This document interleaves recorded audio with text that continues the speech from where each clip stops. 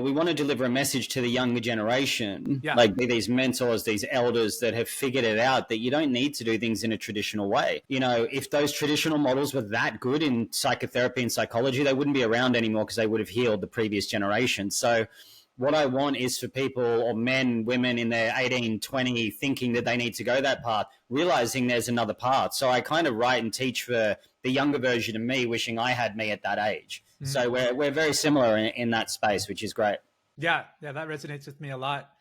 I wonder if what we look at perhaps being the wrong model or the wrong approach might have been necessary to get to where we're at now, if that makes sense, like a constant evolution. What are your thoughts on that? Having mistakes actually being necessary to make the correct decision? Yeah, excellent point. You know, especially for entrepreneurs, one of the, if not the greatest fear is of failure. But failure and success are two sides of the same coin. You know, you cannot have success without failure. And it's usually, you're probably going to have 80% failure for 20% success. You know, that's the Pareto principle, 80-20. Okay. But I look at it from this point is failure is just succeeding how not to do things. And this is inherently tied in with the nature of the human condition from the egoic perspective, the ego perspective. The ego is everything we're not.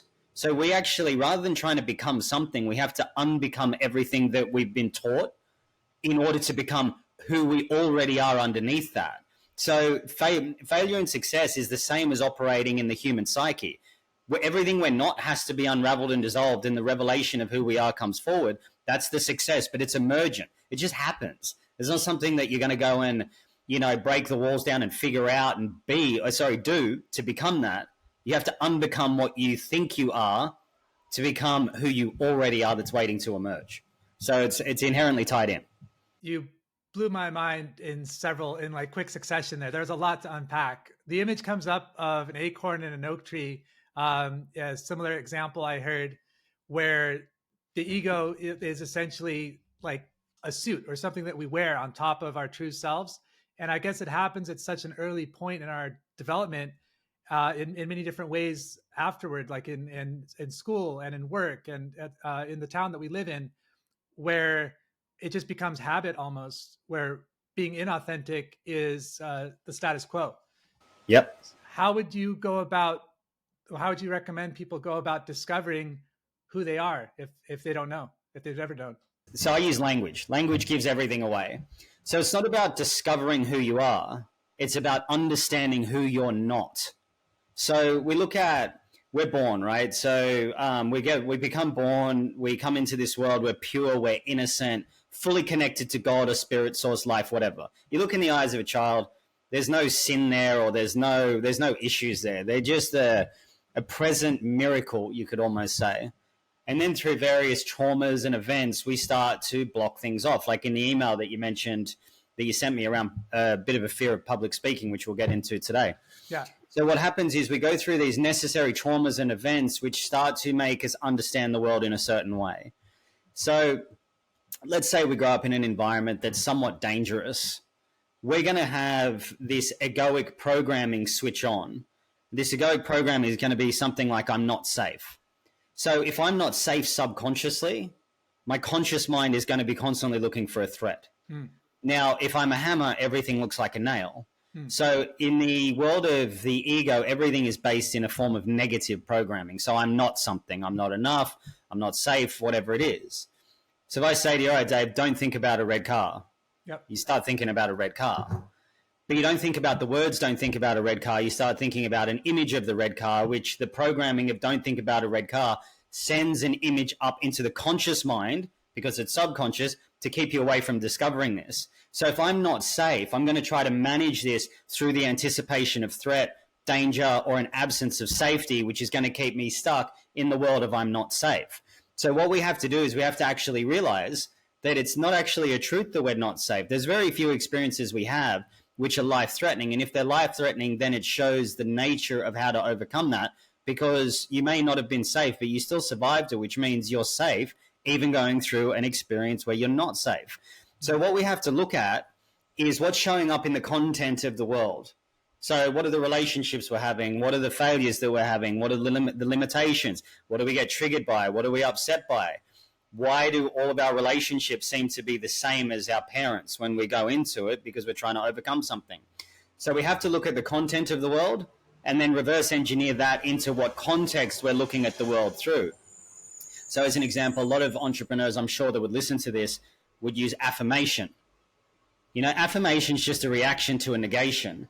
So if I'm not enough, I'm going to write out I'm enough 500 times a day to try to overcome that, not realizing that I'm reinforcing the fact that I'm not enough, because if I believed I was enough, I wouldn't have to write it. So we have to look to break out of this dualistic structure, which is to move towards or move away, fight, flight, right?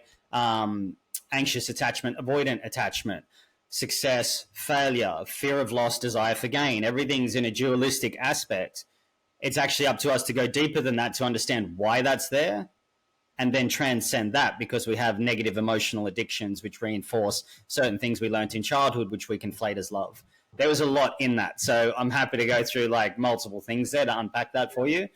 But that's how we work as a human. So I'll give the structure just because I know there'll be a lot of system focused, logically, analytically driven people that listen to this. Okay. At the basic of everything, it's vibration. This is physics. The way that we interpret the world is through the word. Word creates a language. Language creates a code. Code creates a program. Programs sit in the subconscious or the unconscious. They're kind of one and the same.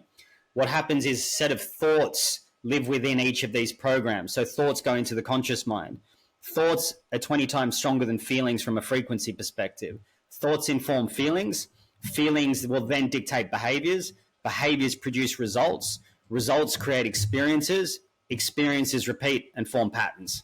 Most people are trying to break things at the behavior, results, and pattern end, not realizing there's a whole chain underneath this that they need to understand first to dissolve it. Fascinating. I thought that emotions actually informed thoughts, but you're telling me it's the other way around? Well, let's look at this. If you're walking down the street, let's say you're going through a breakup, if you're not thinking about the person, you're not upset. But if you start thinking about the person, you go, I miss them, I wish they were here, all of that. Now, there's an aspect, like there's efferent and afferent fibers. Our society is very much focused on feeling at the moment. Like men need to process their feelings, all that sort of stuff. There's an element to that that's true. So there's negative emotional attachments which are driven by feeling, but there's the thoughts which precede it. That's why when we're trying to manifest something, we have to think it into existence first. Thoughts are a much lighter frequency than feelings. Feelings are heavy and dense. They're in the body. That's where things show up at the last mechanism. So if we're just working on feeling something continually, thoughts are going to be informing the feeling. That's the way I've seen it, and that's the way I've worked with thousands of people to help overcome that. You're not thinking about something, you're not upset. That's why we meditate, to get rid of thoughts. We're not feeling the sadness, the grief, the shame, the anger, whatever it is that has been coming up prior to that. Eliminate the thoughts, you eliminate the feeling. Okay. You mentioned you've worked with over thousands of people around the world. I'm sure some of those people are coming from different cultures. Have you noticed a difference in the way that people approach like getting into contact with their authentic selves across cultures, or is that pretty universal? It's more Western culture that we look at. So it'll be done more based on a masculine and feminine approach. The masculine will typically be success driven, money, status, wealth. Women will be more typically the way they look, sexuality, family, getting a husband, or, that kind of relationship to it. That's kind of been inverted a bit now, where we have a lot of women which are corporate go-getters, which is fine, and men that are becoming more stay-at-home dads. So there's a bit of a switch in that. But typically, biologically, a man is about resources and a woman is about security and safety. So those are always going to be the same, because that's biologically driven at the genetic level. Speaking of genetic level, I'm curious, I've heard like nature versus nurture, and you brought up trauma earlier and affecting the way that people process, look at the world, seeing everything as a nail, for example. What do you think is the differentiator, if there is one, between people who don't want others to feel shame and people that do want others to feel shame? It's an interesting question. Like, both of those aren't possible, because it's like what they're trying to do is overcome something within them. So we are largely solipsistic. I can't live Dave's experience. I can't jump into your head and then live your experience. So I can't prove actually that anything exists outside of me. So if someone doesn't want someone else to feel shame, it's because they're disowning their own shame. And if someone wants another person to feel shame, then they want the other person to feel what they're already feeling anyway. It's just a projection. So they don't really go anywhere with that. So it's in Adlerian psychology, it's called separation of tasks. So it's like, if I speak the truth and I'm authentic and honest, which that's my task, how you take that is your task. It's not my task. So when we separate the tasks, if someone doesn't want someone else to feel shame, they might be overly loving. They may not give the person that opportunity to experience shame, which could be very healing. The other person that wants another person to feel shame, they're both just disowning their own shame. Amazing. I see that that's right, because that the not wanting others to feel shame falls into perhaps the people-pleasing dynamic, where you don't want to have conflict or discomfort, but in a sense it is dishonest because you're avoiding your own shame. So that's definitely interesting. And that's going to land in a programming of I'm bad. Yeah. If I feel like I'm fundamentally bad, that's going to produce the feelings of shame. Yeah. Shame is going to generate circumstances of humiliation. So shame will attract that in by physics, right? And our response to that is going to be to want to isolate. But shame provides a very powerful tool, because toxic shame generates humiliation. Healthy shame generates humility. So that's where we own it, which then eventually turns into humor, and you make fun of it. So humility, humor, and humiliation all come from the root word hum, which means to ground, to bring you back down to earth. So when someone says hang your head in shame, what do you look at? You look at the ground. So that's the purpose of it. Okay, you're very good. Let's talk a little bit about your background. How did you get here? Sure. So I used to own an investment company. Firstly, I mean, I grew up in a very, very difficult environment. It was very abusive. It was very manipulative. My parents sort of, pulled the puppet strings around that, of which I came into this life to be free from that. And I've had some pretty profound spiritual experiences around that, understanding that, which I can go into. But for most of my life, I was pretty wild, pretty rebellious, fairly defiant, which when you grow up in an oppressive environment, you're going to want to withdraw or defy. My twin brother took the withdrawal. I went through the defiance. It's just the balancing act. Families are like a weighted, like strings with like weights on, and everyone has a role to balance out the structure of what we come here to learn. So then I went into, the typical masculine attribute: success, women, money, all of that, which was just a compensation for the void I felt inside of feeling deprived, inauthentic, out of integrity. So I had an investment company, and one day I just woke up and I was like, I can't do this anymore. I need to figure out what I'm supposed to be doing. I had it all, millions of dollars, apartment, fast cars, beautiful women, all of it. And I like the size of that was directly correlated to the void that I felt inside, where I was miserable. So I moved to the mountains in New Zealand, healed my body of the drugs, the alcohol, everything else, and realized that I was meant to be in the world of therapy. And then I started a path on that. And so discovering this stuff in the investment world, when I was selling investments, I started to be able to predict what someone was going to say, because it was like everyone's these automatons. They just regurgitate the same stuff. So then I started to say, oh, well, one guy's driven by greed. Another guy's driven by worried about loss. Another one, his wife tells him what to do. Another one doesn't trust me yet.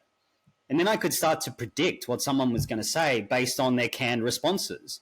And I'm like, man, it's like I'm just talking to robots. And then I started to say, but this is a pattern. This is pattern recognition. And I was like, there's something in this. And then I started to be able to listen to the way that someone could breathe and what they weren't saying. When you can hear what someone isn't saying, that's where you can listen. And that's really what I'm able to pick up on, is what someone doesn't say at this point. So I got out of that, and then I said, well, I'm going to go into therapy, and I wanted to work in sexual trauma. Like, this was just coming through for me for some reason. Never happened to me, but it was just a path that I went down. And what I realized is this ability to listen and hear these programs actually transferred into the therapy and the healing space that I was working in. I'd had about 10 or 20% from the investment world, and then I just extended out on it to like this really deep level just through working with people and understanding that. So it's kind of how I got here. Fascinating. And I'd say sorry, but looks like you don't need sympathies or apologies. That was a gift.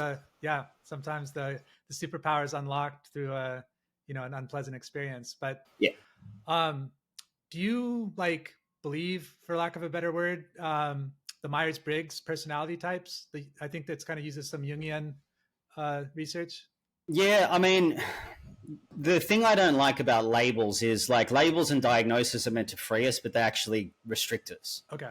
So if we're looking to understand why we are the way we are, we label this. My sister does this, and I call her like the P90 brother label maker, because she's just continually labeling herself with different diagnoses, different, like, all this sort of stuff. And it's like, that's all in the ego. The ego wants to label. We're Yeah. going to be driven towards certain things. Mm-hmm. Like, as an example, someone asked me once on a podcast, they go, "Do you just have an answer for everything?" And I said, "Well, if you ask me to fix a toilet, I'm not going to know how to do that." But you know who to contact. Yeah. And she goes, "But that's still an answer." I said, "But it's an honest answer, because I don't want to know how to fix a toilet." Yeah. But understanding the human condition, that's what I pull towards. So is one of them going to be driven and confined out of like Myers-Briggs, like I'm an INFJ or an ENFJ, or I think I was an ENFJ or something like that? Yeah.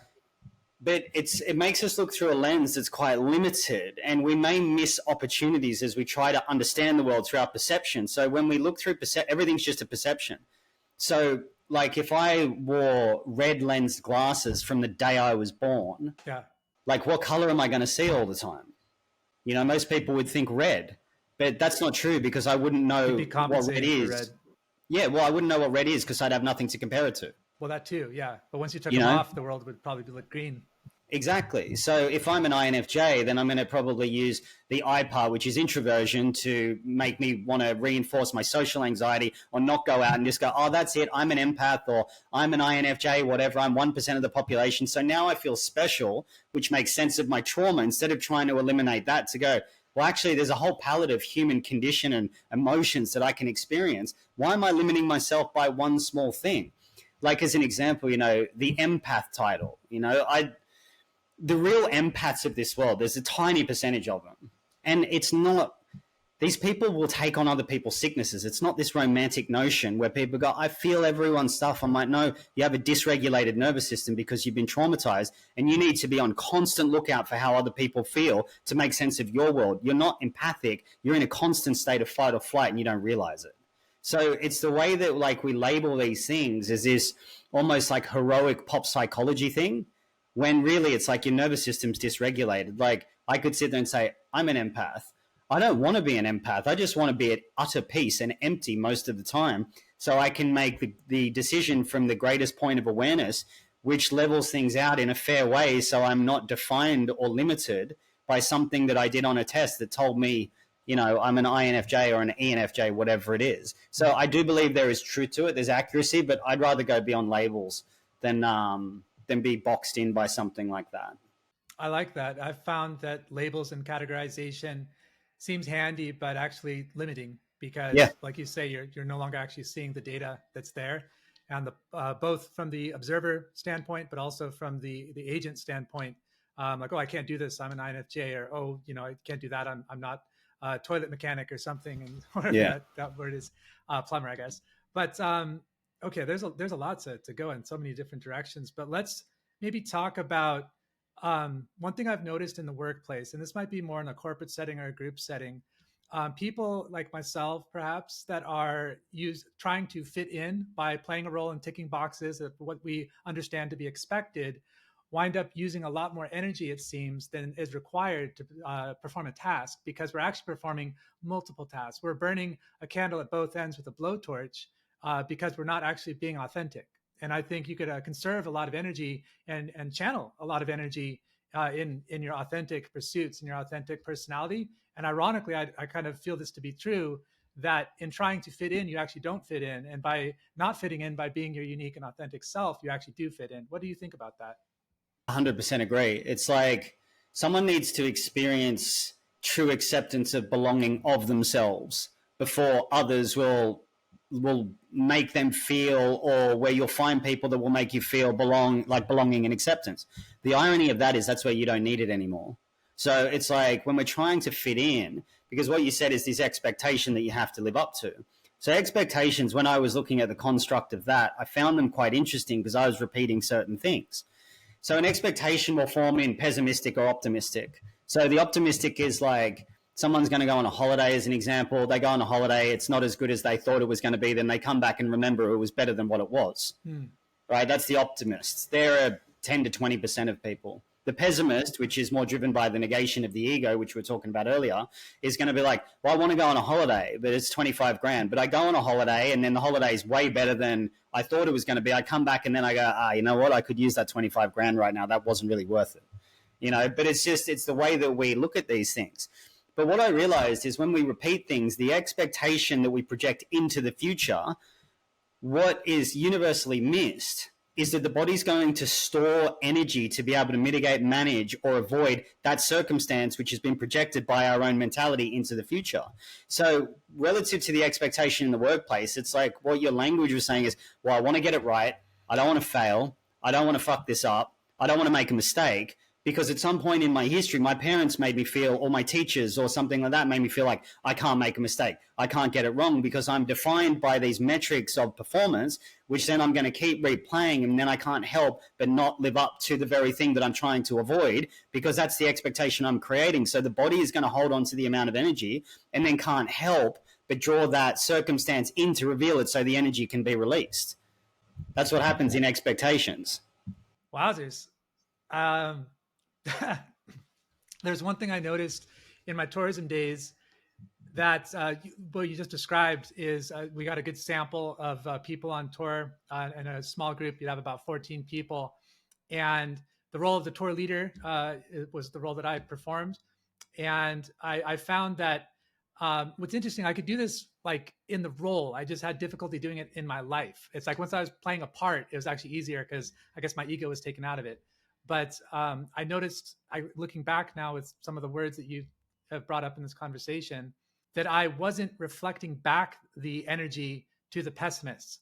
I was like letting it go. So it was almost like water crashing against a cliff face kind of, and they realized perhaps they could relax a little bit. Whereas if I was in my ego state, I might have reflected back, like, do you realize all the preparation I've done, all the money that's gone into this, like put a smile on your face, you Debbie Downer. Mm-hmm. And that would actually reflect back like negative information, which they expected, and they would create this vicious cycle. Yeah.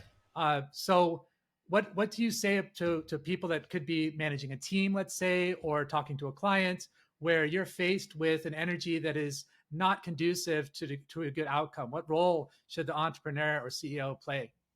Yeah, so that's a really good thing. Firstly, you got to realize you're never going to please everyone. That's the first thing. Like, you cannot, if you satisfy everyone's needs, that's inauthentic.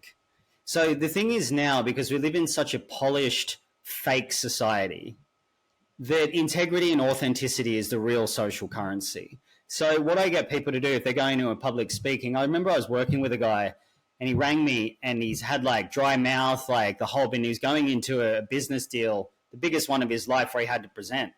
I can't remember what it was worth. It's like $20 million or something like that to him. Something, I can't remember. It was a few years ago now. And I said to him, I go, the first thing you're going to do is walk in and say how nervous you are to them. So walk in and say, I am so fucking nervous right now speaking in front of you guys. And I'm going to do my best. And these are exact words. I said, I'm going to do my best not to fuck it up, but I'm probably going to. And if I do, just know I'm giving it my best shot. And that's what I'm going to go for. So the first thing, like, you're in a board of directors, everyone's trying to be perfect. This guy brings humanity into it. People can relate to that. That's the first thing. The second thing I said, have you ever done a business deal this big? He goes, no, never. I said, so you don't even know what it's like to get one. So you're afraid of something that you've never had. So how can you be afraid of something that you never had? And he was like, oh, I've never thought about it like that. I said, so whether you get this or whether you don't, are you going to be okay? He's like, no, I won't be. I said, that's not what I'm asking. You might want it, but think about this. Will you keep living? Will you keep breathing? Will you still be okay? Will you actually be okay? Yes or no if you don't get this deal? And he just took this long breath out. He goes, yeah, I'll be okay. Another example is I had a woman that I was working with once. She's going through a really hard breakup. And I said, at some point, will you be okay? She said, no, Jag, I'm going to die of sadness. And I went, no, you're not. You aren't. I said, this is the story we tell ourselves to get into it. So when we operate authentically, what happens, there's a good saying by Mark Twain, which is, if you don't lie, you have nothing to remember. Huh. Right? So the psychic distortion of trying to be perfect for everyone takes up a lot of energy. Yeah. So if you don't lie, you have nothing to remember. When you're being authentic, you're not trying to impress the other person. So what becomes available here is understanding. You start to understand people, like you want to understand the person through their eyes. Then you get to move into dialogue. Most people are just in a monologue. They're waiting for their turn to talk. Then it's someone wants to be right, the other person just doesn't want to be wrong, and there's a battle that's going on continuously. So if someone comes in and is, you know, like they're running a team or anything else, making the person feel heard and understood is one of the greatest gifts you can give someone. So now there's going to be obviously objectives that need to be managed and worked to, but if you can work to that on a human perspective, because people don't feel valued anymore. They don't feel valued for their input. They'll get replaced within a week, and people feel that. People don't want to feel disposable. So if we look to actually honor the gifts that people bring into the circumstance as opposed to the deficit that they're creating, which is usually the typical performance-based review is based on deficit, not value, you get a very different response to people, and make it human. Make it human. That's the most important thing that I can ever teach anyone is you're sitting across from another human being, not a number. Treat them as a human being, and it just changes things dramatically. What are your thoughts on the current landscape that we see, the current global society, global civilization? I think there's going to be a financial reset, to be perfectly clear, and I think it's being engineered. And I think that's part of what's been going on in the world at the moment is to collapse the current system into, I mean, how far do you want to go with that question, really? Like, how far down the rabbit hole do you want to go? But you know, the way that I look at things is I operate, and this is just my life, the way I live. You know, I've had 17 different businesses. I've made tons of money. You know, I'm an entrepreneur myself. I'm just living purposefully, and, you know, my business represents that. So I live asymmetrically. So this is what I do. So I put in a small amount of time each day and I make a lot of money. My investments are I put in a bit of money and I expect big returns. I don't go to the traditional models at all. So I don't own property. Like all of my stuff is in crypto. I make it, multiply it, then preserve it. And I try to keep things as far out of the traditional system as possible. So I never keep more than $20,000 in one bank. In Australia, they have bail-in laws. So if in the event of an economic collapse, they can take 40% of your savings if the government needs it, which will come out of our retirement funds. Having a mortgage, I don't believe in, because debt is a chain and it keeps you working, it keeps you stressed. So I don't use debt. I never use debt or credit. I'm out of that completely. If I don't have the cash, I don't buy it. Whenever I make returns on my investments, if I double my money, I take it out and I put it into something like gold that's traditional, that's exchangeable in the event of an economic collapse. I don't watch the news. I don't partake in the news. I don't partake in like any of the conspiracy stuff or the alternative to that. I don't buy into any of that. I focus on being the kindest, most helpful, most loving, most generous person I can be while I look after my health. My life starts to reflect that through my connections, through my community, through the value that I bring into the world. You get that right. Like we can sort of sit there and play doom and gloom and World War III is about to break up and all that sort of stuff. And it's like, I just don't see the point of giving my energy to that anymore. It's like, I just go, I'm not dealing with it. I don't talk about it. I don't post about it. I used to post about it a little bit, but it just takes so much psychic energy. And it's like, we're all going to die anyway. If World War III is coming, that's already written. If the economic grid's going to go down or there's a cyber polygon attack, which the whole world grid goes down, me talking about it's not going to do much. I want to get to the point where if there's, you know, if it's the end of the world and it's all chaos and doom and gloom, I'm with my woman, my wife, I'm with my children, and I'm holding them, and I've given every minute I can to the best possible life that I can live. Because life is coming for us one way or another. I posted this the other day. I said, life will come for you. And you can't beat life. You can argue with reality, but you'll be wrong 100% of the time. So be as loving and giving, as rewarding as possible, and live a great life where whenever that giant wave comes, whenever God opens up the heavens and floods again, I can go, oh, yeah, I lived a good life.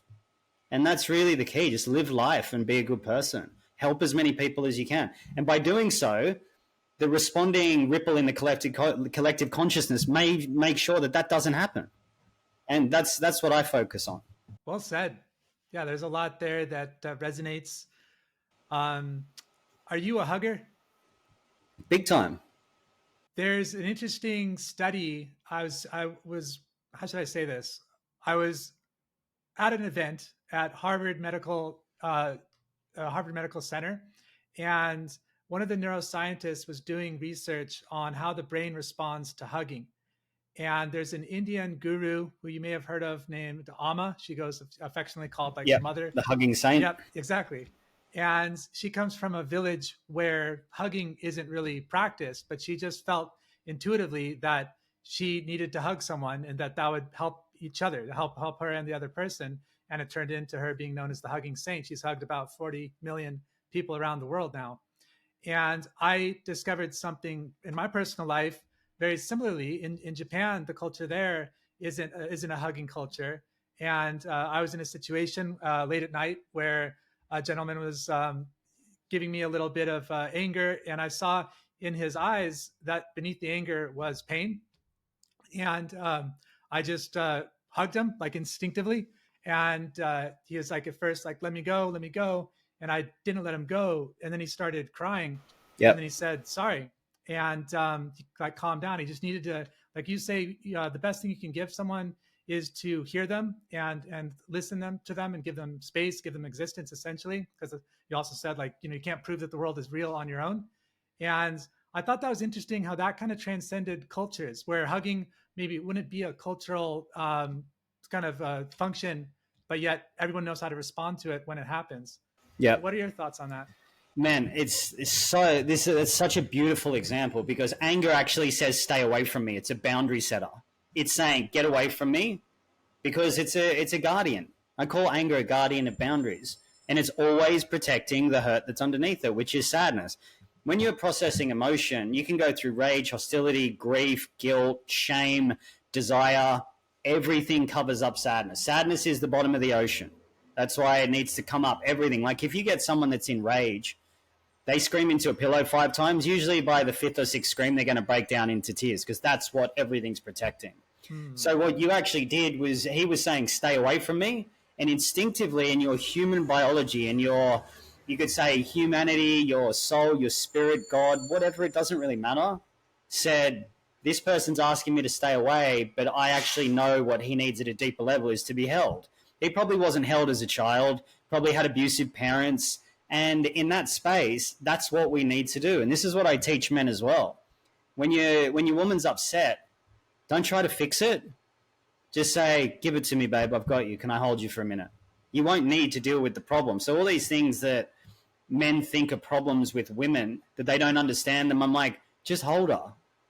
Listen to her, then hold her for 60 seconds. And say, I'm not letting you go for 60 seconds.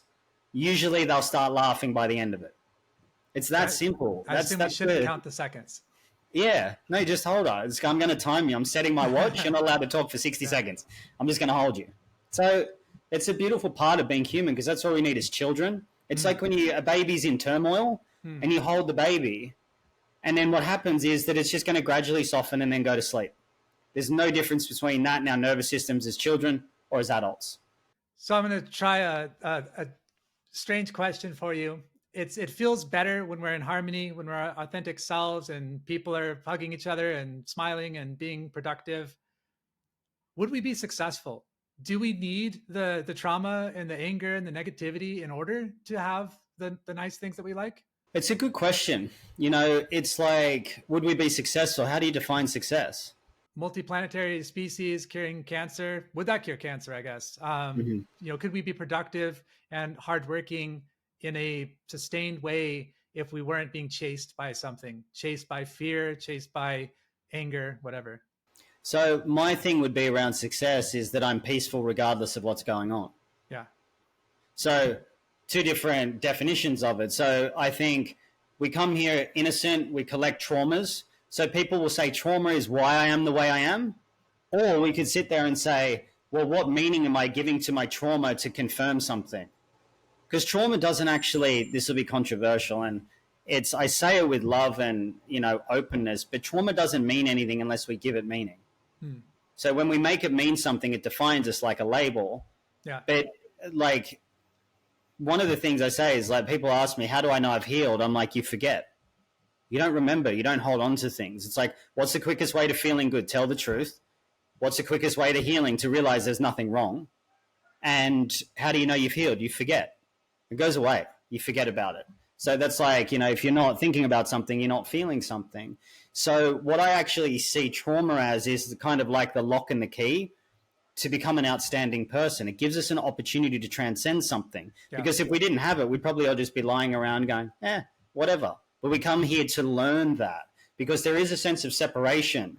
And so when we have that separation, like we come into this world where in our mother's womb, that's our safety net. Then we're ripped away from that. We're separated usually.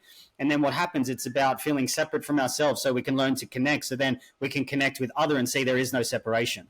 That's just the goal. And that's love that connects everyone. It sounds, Pollyanna-ish almost, or like utopia, a utopian society, but I've gone through it. I've healed my childhood trauma. I had massive walls up around my heart, which the greatest gift I was ever given was a highly abusive and dangerous ex that broke all those walls down. She didn't break my heart. She broke all the walls down around my heart.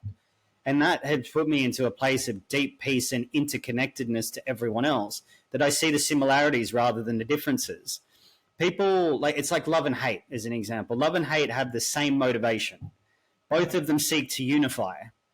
Now, when I say this, people are like, yeah, your face. You sort of, wait, what?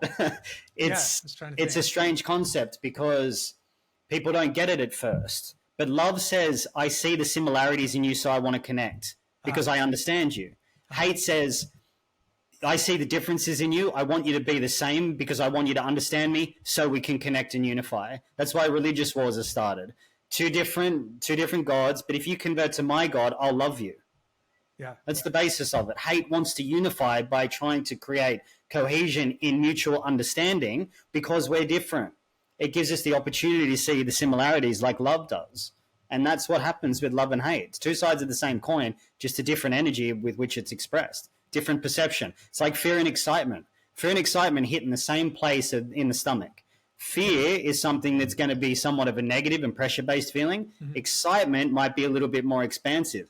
It's just the way that you look at it, but it's the same thing. It's the same with love and hate. They're both very intense, hot, passionate emotions. But if we look at it, they're both seeking to unify. That's why it's like, I'm going to fight against you because my God's better. But if you were to convert to my God, I'm going to love you. Welcome. I felt that love was stronger than hate. I've heard that they're two sides of the same coin. I haven't heard it put quite the way that you did, but I just felt that love was stronger. Love, like you said, anger covers sadness. I feel like hate covers love. Like if you break down the hate, love remains. Like love can conquer hate, but hate doesn't necessarily conquer love. Yeah. Maybe I'm out of my depth. What do you think about that? Yeah, look, it depends on the type of love that you're talking about as well, right? So there's romantic love. There's the idea of unconditional love, which I don't agree with unconditional love because it implies there's a version of love that's conditional. And I don't believe love is conditional. Love is all accepting, all encompassing. Love transcends hate because it even accepts the hate. That's why it's so powerful. Love does conquer everything. It really does. I agree with that. Hate is just the other side of the coin to help us discover love. That's it. And so it's just a different mechanism, but it's two branches on the same tree. Love is the root, I believe, of everything. Commonality and differences are just two sides of the same coin too. It's both an opportunity to discover who we are because the differences we see in someone else are really just what we see in ourselves anyway. The person's just a mirror. So whatever annoys us about someone is really just what annoys us about ourselves. And the thing that we love about someone else is usually the thing that we enjoy about ourselves too. So underneath we're all a bunch of narcissists. We're all just seeing ourselves in the world. Yeah, I mean, I could talk about the narcissist for a while, right? But there's a healthy sense of that through self-preservation and self-motivation to understand oneself. But when you look at it, it's not from, it's all about me. That's the difference between the narcissistic, it's all about me versus it's all about us. When you really see that, it's not just, I can only see you through me. I can actually see that we're all connected. It's all about us. So I wouldn't say it's narcissistic. It's the opposite to that. Narcissistic is, it's all about me. None of you matter, and I'll take what I need to regardless of you. It's exploitative. Right. Whereas the other way is collaborative. That's a good way to put it. That's interesting. I see these contradictions in the world, and like that, it's like I see whatever I see in you is actually me projected onto you, and yet it's about us coming together. So we're seeing ourselves, but yet we're collaborating and cooperating. Isn't that kind of funny in a way? Yeah, so that's a good, and that's what I was about to get to. So when I see you as myself, what happens there when it's in a negative basis, it's ego to help us overcome that. That's identity. When you get past that into the language of the soul, there's no I there that exists anymore. So I don't see you in me. I see the connection between us, that we're bonded through something much deeper. So I'm not Jaguar, you're not Dave. You're just another aspect of divine creation. And that's a much bigger place to live, where you see someone not for who they are, sorry, not for what they are, but for who they are at the deepest level, which is, I would never want to hurt another person in my life. And I've been violent before and aggressive. You know, I got years of martial arts under my belt, a lot of street fights, all that sort of stuff, because I was angry and I was scared. But it's different between, I can see in me what I see in you. That's egotistical. Whereas I know what is underneath that. There is no separation. Everything from a, you know, and Christians would disagree with me on this, like the soul is in everything. We're just different fragments of it. And it's to discover our divinity through a connection to God. And that would bring peace on earth if everyone looked at the world through that sense. You might like Japanese Shinto. It's similar in that everything kind of having is a god. And I think what you said reminds me of an article I read about fungi, like mushrooms, and how they're kind of the great translators of nature. They can communicate with animals and with plants. And to some extent, I assume we can as well. And what you mentioned about kind of seeing someone for who they are, not what they are, and having this kind of central, I don't know, like Gaia or something, like just a central universal consciousness. I wanted to explore a little bit. I mean, I realize that's a big subject, but like I've like had a feeling like someone, like I've thought of someone out of the blue. Let's say a year or two goes by and I haven't really thought of them for whatever reason, different countries, different jobs. And then all of a sudden they call me, or there's like an email. Yeah. And that's happened a few times. And the pessimist might say, oh, that's just a coincidence. I'm like, really? That's one heck of a coincidence. So what do you say to those kind of situations? Yeah, I mean, one of the first women I ever worked with in sexual trauma, she came to me because she wanted to find a relationship, and she didn't come to me to heal sexual trauma or anything like that. And I said to her, sorry, I've just got something in my eye, and I said to her, we were going through it, and I said to her, I go, the reason why you haven't attracted the man is because you haven't been vulnerable. And she's like, yes, I have. And so prior to this, she told me that she hadn't spoken to her dad since she was 26. She was 44 at the time. And her dad's best friend abused her as a little girl when she was 6. And she told her dad when she was 26, and the dad denied it. And she used this really graphic description. I still remember it. She goes, he was stuffing his face with food and sausages, and just said, oh, that didn't happen. And she was like, how dare you, it did happen, and didn't speak to him for, 18 years. So I said to her, I go, the reason why you can't attract a man in, or you haven't, is because you're not being vulnerable. And this woman, she was a strong woman, so she didn't like it when I said that. Because I said, you're full of shit. You're not being vulnerable. She's, yes, I am. I said, no, you're not. And she's like, yeah, I am. I think I know myself. I said, when was the last time you think you were vulnerable? And she goes, in my last relationship. I said, no, it was when you were 6 in that room where your dad's best friend hurt you. And she went like still, almost catatonic. And she was like, oh, like that. And for 5 days, she went through a deep grieving process. Anyway, the next day after this, she got a message from her father apologizing for not keeping her safe. 18 years later, the day after. Now, what had happened, because we'd made something unconscious become conscious, her physical state released a resistance to her father. Subconsciously, we're all connected. There's no separation. This is what I was talking about earlier. There is no separation between us. So what happened is, in a way that he didn't understand, in a way she didn't understand, we released a part of her that was actually saying, I don't want my father to say sorry, because then in my perception of him, I get to be right about the fact that he didn't keep me safe. And then that way I don't have to open up and let a man in because I didn't trust him. He didn't keep me safe. So I don't have to be vulnerable because I was hurt when I was 6 years old. So the father picked up on it on the quantum level, the fifth dimension, whatever you call it.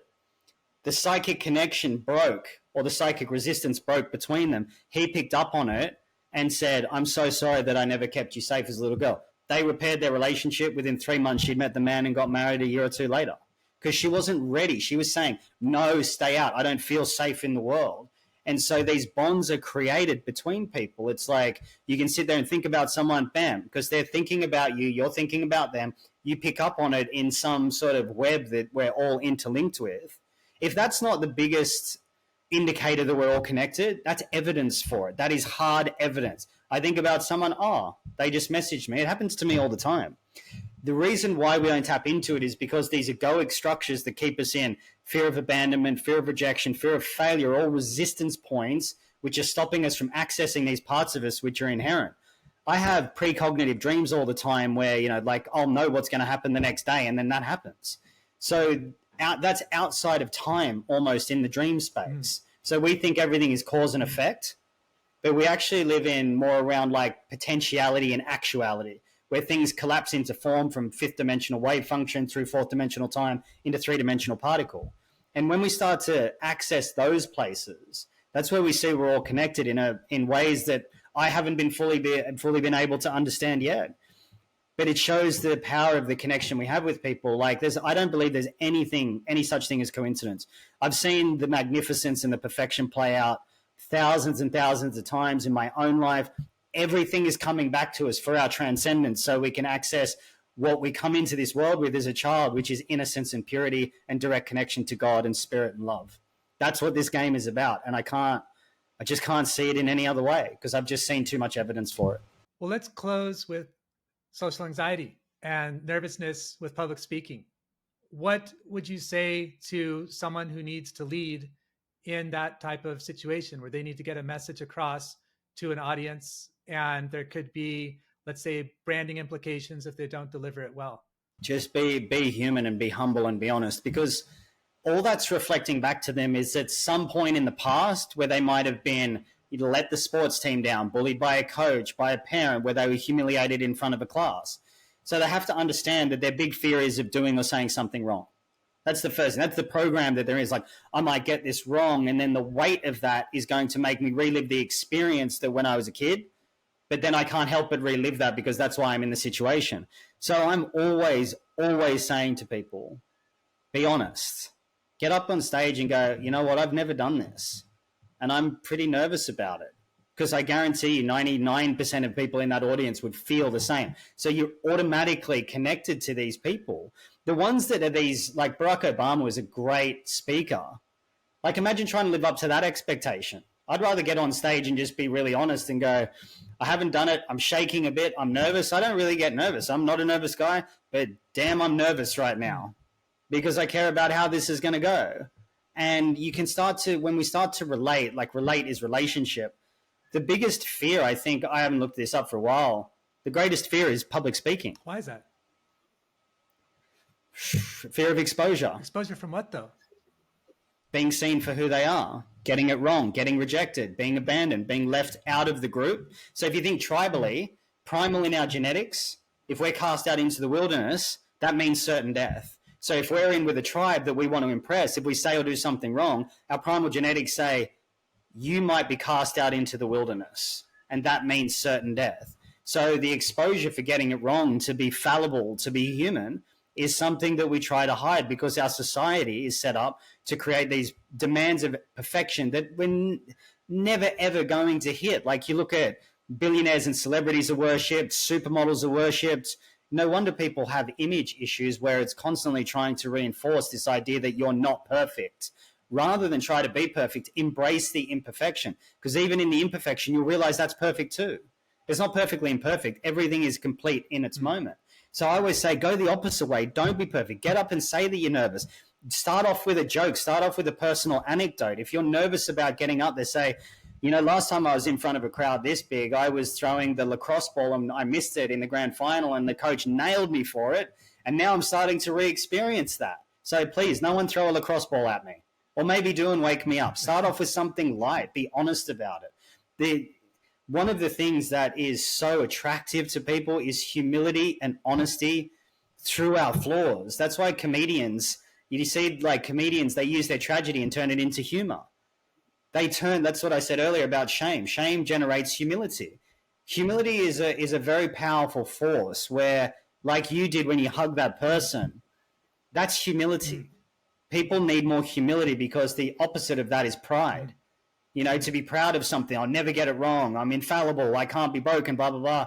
Whereas sometimes you go, you know what, man, I hurt. I'm nervous. I had a bad sleep. I'm tired today. I'm really nervous because I respect all of you. You know, and just take this humanity into it. The world is craving that, and it develops human connection by being humble, human, again, to bring us back down to earth. You know, and just if you operate from that perspective with authenticity, your relationships change overnight. Noted. Wow, there's a lot to process there. So I was thinking what's interesting about the fear of also being seen is that's exactly what we need. And what you mentioned about striving for perfection or feeling like we're being judged on a perfect, being judged for perfection, that's really only like measured with what we understand. And the best parts about life are discovering what we don't know. And so you basically eliminate the possibility of discovery, or at least like diminish it, I think, by holding someone to like some sort of, you know, metric where they have to meet a certain, like you have to be, like you say, perfect. What do you think about that? Yeah, I mean, you know, if you're looking at something to be perfect, you're going to set your stand. Like a perfectionist is a good example. You're going to set your standards so high, knowing that you can never reach them, only to confirm that you're not enough, which is why you became a perfectionist in the first place. Rather than allow for slippage, we're actually more defined by failure than we are by successes. It's like this will be one that like everyone will be relating to. You can be early 5 years every day in a row, but you'll be defined by the one day you're late. You know, so we're inherently geared to negativity.